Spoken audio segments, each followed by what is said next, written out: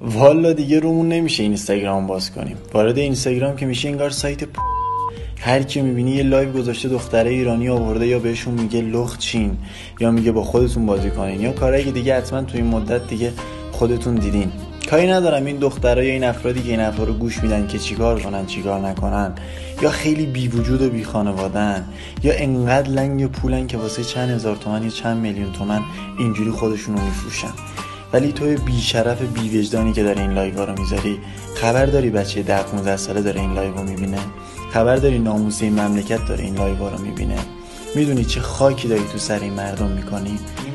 دیگه هیچ چیزی واسه جوونا جز رابطه جنسی و پول مهم نیست. خدا نبخشد کسی که اینستاگرام رو اختراع کرد. با فضای مجازی، با تکنولوژی، زندگی بشر از بین رفت. من توی شخصیتم نیست به خانواده کسی توهین کنم یا چیزی بگم، واقعا هم تو شخصیتم نیست، ولی این دیگه لازمه.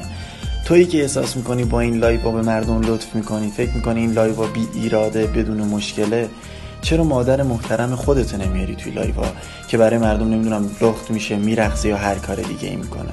چرا از ناموس خودت استفاده نمیکنی؟ چرا باید از مردم استفاده کنی؟ من کاری ندارم با این که چی کار میکنین چی کار نمیکنین، و میدونم که این حرفا یکم بی ادبیه و ببخشین و عذر میخوام، ولی دیگه لازمه بعضی وقتا یه چیزایی رو بگی. توف به شرف هنرمند و محبوب و معروفی که همه اینا رو میدونه و میفهمه ولی هیچی نمیگه. من هیچی نیستم، منو هیچکی نمیشناسه. شاید فوقش 200,000 نفر 300 1 میلیون نفر این حرفای منو بشنون، فوقش 20,000 نفر بهش عمل کنن. ولی تویی که پاش میفته نمیدونم هر چی دارم از مردمه، هر چی دارم از مردمه، مردم نباشم منم نیستم، تویی که همین لافا رو میذاری، خب نامرد مردم دارن بیچاره میشن، مردم دارن بدبخت میشن با این کارا، با این زشت، با این اخلاقا. مردم داره سرشون کلاه میره با این سایت پیش بینی. خبر داری اصلا؟ میدونی این سایت پیش بینی چقدر مردم رو بیچاره کرده؟ شما فکر میکنی این لایوایی که میذارن برای من و تو، این و همه وقتی که واسه من و تو میذارن همینجوری الکیه چشم و ابروی من و تو سیاهه؟ نه به خدا، اصلا براشون مهم نیست. واسه اینه که تو توی این سایت پیش بینی شرکت کنی، توی این سایت انفجار، توی این سایت بازی شرکت کنی، اینا پول تو رو بخورن. جز این هیچ چیز دیگه ای نیست، به خدا نیست. اگه دقت کرده باشین تو لایو همشون، تو بیوی پیج همشون این آدرس سایت کلاهبرداری هست، این آدرس سایت پیش بینی هست.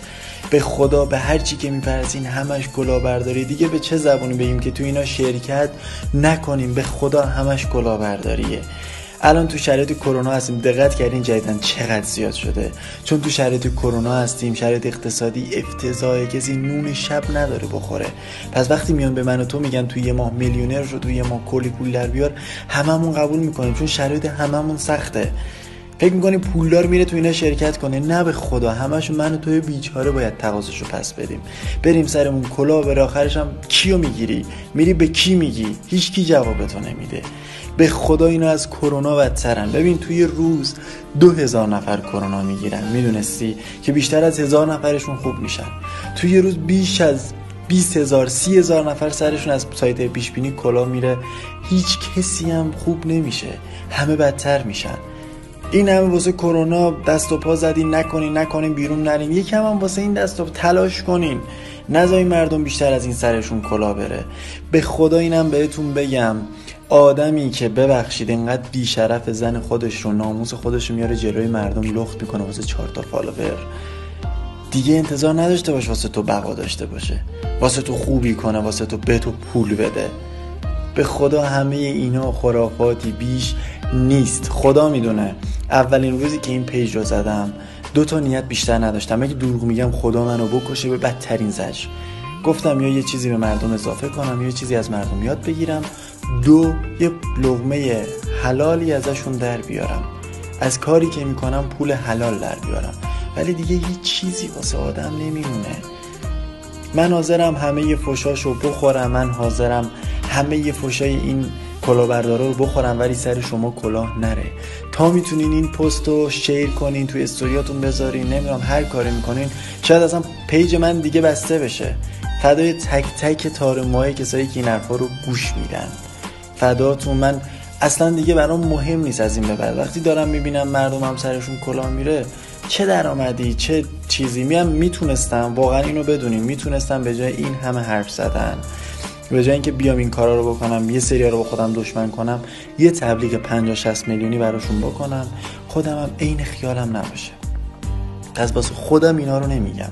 تو رو خدا بیشتر توجه کنین، دوست داشتین گوش بدین، پخش کنین، نمیدونم اینا. اگه هم دوست نداشتین اصلا گوش ندین، انگار این حرفا رو زدم.